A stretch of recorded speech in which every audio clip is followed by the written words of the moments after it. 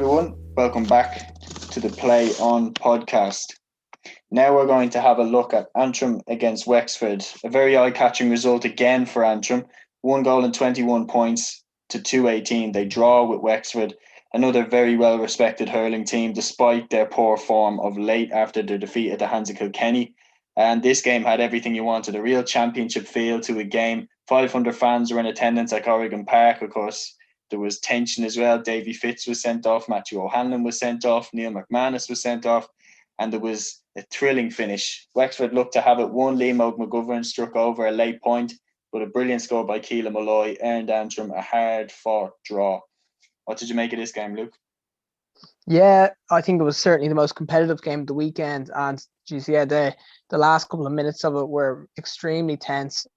Really, really exciting game. And yeah, I think from a competitive standpoint, probably my favorite game to watch this weekend. So yeah, absolutely loved it.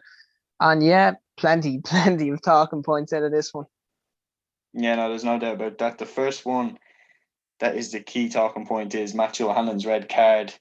Looked a bit harsh to me. McManus seemed to be wrestling them to the ground. I don't really know what else, your instincts tell you there to do. I understand why he did it. Technically, by the rule book, once you grab the face guard, it's a black and white situation. But yeah, it's a bit harsh for me. It's harsh. Yeah, that was my instinct was that it was O'Hanlon. McManus seemed to be completely the aggressor in the situation, wrestling kind of O'Hanlon to the floor, and it was nearly kind of he reached out kind of to grab at the helmet, and then the helmet comes off, and once the helmet comes off and you've made contact with it, it's going to be given as a red card by the book. So it just seems a funny situation when the aggressor gets a yellow card in that situation, and then O'Hanlon gets the red. But yeah, so I think that was obviously a huge moment. Kind of Antrim had a lot of momentum at the time, and that just kind of added to it a little bit.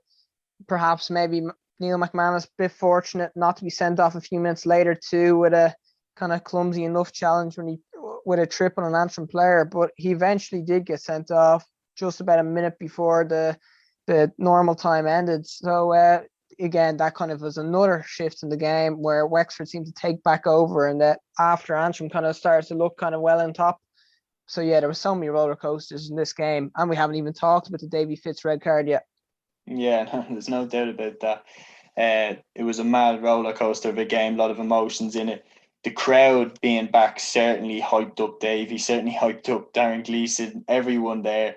To be playing back in front of a crowd means so much to these players because, a lot of players said that last year felt like they were only playing training matches, but they were playing the All-Ireland Championship.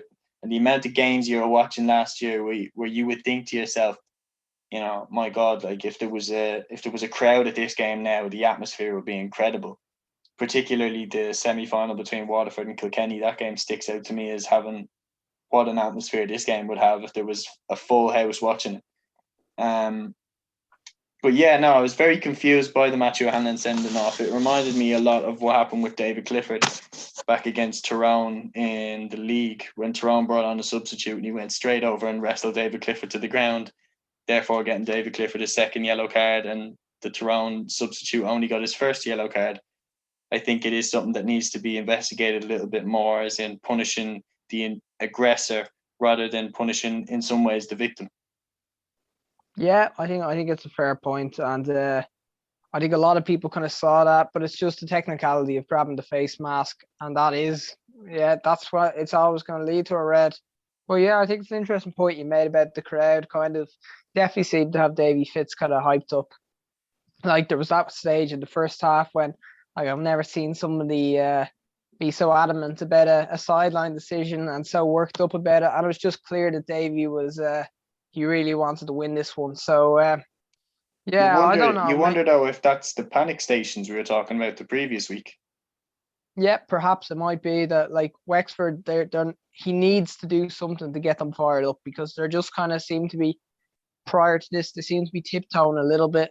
And maybe this is just classic kind of a Davy move where he's does something outrageous to get kind of us versus them mentality going within the camp and to get the lads fired up and playing back to the best of their ability.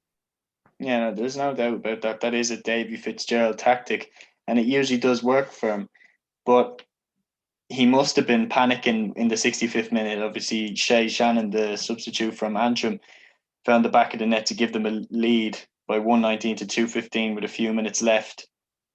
And at that stage, if you're thinking then, if you're Wexford there, back-to-back defeats, the first real challenges. I know the Clare game was a great game, but you lose to Kilkenny, then you go up to Antrim and you lose there as well. It would have looked very dangerous for Davy and for Wexford approaching the championship. They've managed to get themselves a draw. They nearly got themselves a victory. Do you think he'll be happy, or do you think he'll be disgusted with the result? I think in the end, I think he'll probably be satisfied enough. I think it's gonna, like we've talked about this so much, but it's such a hard place to go, and I think the draw was completely fair result. Obviously, the end, like you look at the Keelan Malloy point, it was the literally last puck of the game. So when you're in that position from a Wexford perspective, it has to be disappointing that they can't hang on for the 1 point lead. But yeah, I don't think he'd be too upset. They're safe in the division. They won't be relegated. They won't be winning it, but like it's more game time for them. And yeah, I suppose that they didn't lose the game. I think he won't mind, because that Antrim team is starting to look very, very good, and they'll be full of confidence going into that first game against Dublin and Parnell. Yeah, I agree with you to a point, but I do think that Davy would be very disappointed, especially considering the start that Wexford had. They had early goals from Conor MacDonald and Paul Morris. They looked to be on top, and at that stage, if it's a top team and they get two early goals, the game would be past Antrim, in my opinion. But I think Wexford are a bit shaky, they're a bit wobbly, and once Antrim put up a bit of momentum, especially after Matthew O'Hanlon's red card, I think, to be honest, I'm a bit surprised that Antrim didn't actually push on and win it themselves.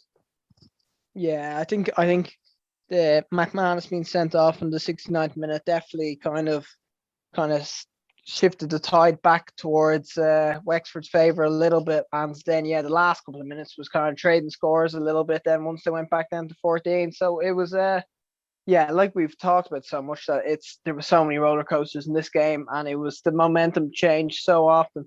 So yeah, definite championship kind of feel to this game. So yeah, it's this type of stuff we want to be seeing later on the year as well. 100%. And you touched on Antrim's game against Dublin. I'm just wondering, where would you see Antrim's chances now? Because everyone labelled it as a shock when Antrim beat Clare, and we came out and we said that we didn't actually think it was that much of a shock when you looked into the details about the game and when you looked into the bigger picture. Would you label, if Antrim got the better of Dublin in the championship, would you label that as a shock? I probably wouldn't. No. I think well, you look at the league fixture where Dublin won by about 7 points in the end. They're probably comfortable enough, but Antrim had all sorts of free taking problems as well in that game. But I definitely wouldn't consider it a shock now at this stage. You're looking at the form of both teams at the moment, and there's no basis to suggest that Dublin are in any better form than Antrim.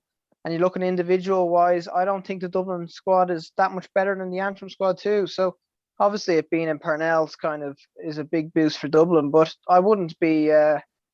I wouldn't be too surprised to see Antrim kind of coming out in a one-offs game and giving Dublin a mighty game anyway. Yeah, definitely, because you have to think about the players that Antrim have. The likes of James McNaughton scored 7 points. Keelan Malloy was brilliant. Niall McKenna's aerial ability is just outrageous as well. And we already know how good Clark and McManus are. They've an exceptional bunch of players right now there, Antrim. Yep, absolutely. And like, yeah, you look as well in the back line, full back and centre half back, Gerald Walsh and Paddy Burke. They've got those two, the middle of that defence anchored down. They're The like goalkeeper permanent Elliott as figures in well. there. Yep, and so they've a solid team. You can predict their team pretty much every week. They know exactly what they're doing, so they look in great shape. And just to touch on those players he mentions, like James McNaughton was man of the match of the weekend. He was absolutely superb for the entire game. Really, he was one of the, like, that midfield line were absolutely incredible, really. And as well, just to touch on Keelan Malloy, for me, he's probably been my player of the league so far. Every single game he's played, he's been really, really good. And yeah, I think he's been the most consistent performer in the entire National League, like in this year. Yeah, no, there's a good argument for that. There's no doubt about that. So that is our review of the Antrim against Wexford game. We will come back next up with our review of the Limerick against Cork game here on the Play On podcast.